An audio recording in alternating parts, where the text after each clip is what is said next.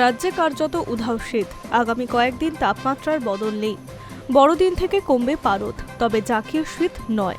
তাপমাত্রা 14 থেকে 15 ডিগ্রির ঘরে থাকবে। এছাড়া 6 থেকে 7 জেলায় ঘন কুয়াশার বার্তা আলিপুর আবহাওয়া দপ্তরের। দক্ষিণবঙ্গের পাশাপাশি উত্তরের জেলাগুলিতেও ঘন কুয়াশার সতর্ক বার্তা। হাওয়া অফিস জানিয়েছে, আগামী 5 দিনে জাঁকিয়ে শীতের সম্ভাবনা নেই। আগামী সপ্তাহের মাঝামাঝি থেকে পারদ নামতে পারে।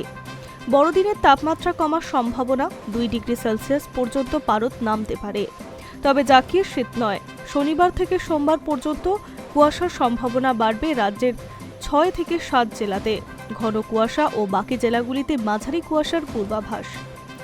শনি ও রবিবার ঘন কুয়াশার সতর্ক বার্তা পশ্চিম বর্ধমান, বীরভূম, মুর্শিদাবাদ, দক্ষিণ 24 পরগনা। রবিবার ঘন কুয়াশার পূর্বাভাস পুরুলিয়া, পশ্চিম বর্ধমান, মুর্শিদাবাদে। কলকাতা সহ বাকি জেলায় হালকা থেকে মাঝারি কুয়াশার সম্ভাবনা রয়েছে। চলতি সপ্তাহে কলকাতার সামান্য তাপমাত্রা বাড়তে পারে। কলকাতায় দিনের তাপমাত্রা স্বাভাবিক। সর্বনিম্ন তাপমাত্রা স্বাভাবিকের ওপরে।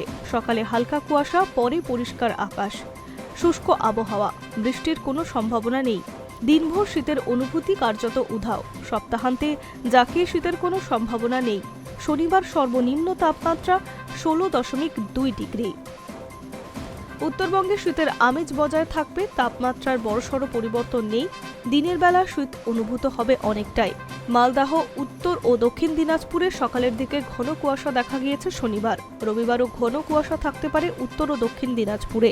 সোমবার উত্তর দিনাজপুরে ঘন কুয়াশা সতর্কবার্তা আলিপুর আবহাওয়া দপ্তর থেকে।